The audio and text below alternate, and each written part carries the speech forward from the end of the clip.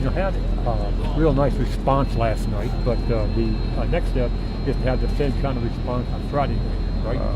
We talked as a group. It's consistency in how we want to compete and how we want to play. And we've lacked that this year. We played some good games and came back the next game and not played very well. So we'll continue to address that. But I really like some of the things that we did last night. Our work ethic was where it needed to be. Our commitment of finding a way to win a close game rather than finding a way to lose a close game was much better last night.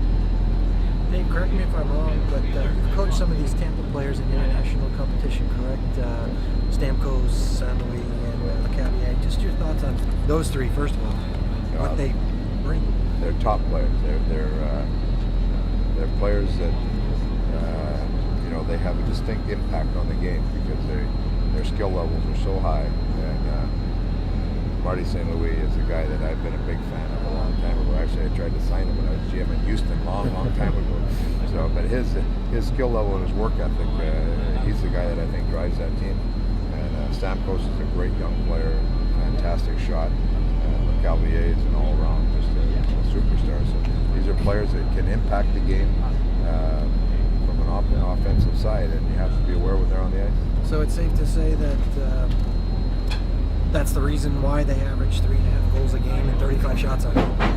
They're a good team. I mean, they have very good forwards, a very good team in particular. I think last year they bottomed out a little bit. They went through some ownership issues, change in management, change in coach, and whenever that happens, like we saw last year a little bit, it can be a real shot in the arm, and that's where they're playing that way this year. We saw Hansel come to ice this morning. How's his status in Moe's Friday night? He's everybody's day-to-day. Hansel's close. He'll get another skate tomorrow morning, and we'll figure out if he's got a chance to play tomorrow night. I would say if he doesn't play tomorrow night, he'll certainly play on Wednesday, but they're both day-to-day. Same goes for Morris. What's that? Same goes for Morris? Same goes, yeah. Him and Aucoin just were off today resting, so we'll see where they're at tomorrow. You had a Dolsky as a healthy scratch last night. Was that just kind of a mental health a night off for him?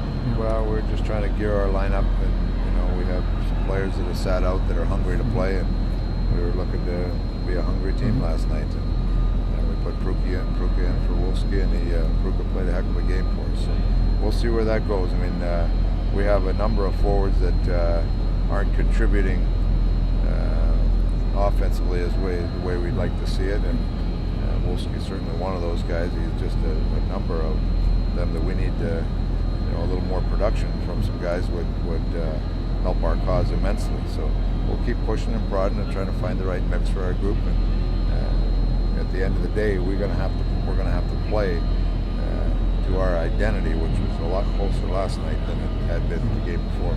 Dave, the Blue Liners chipped in on this trip. It's particularly Keith Yandel had a couple of goals, and obviously you need that, right?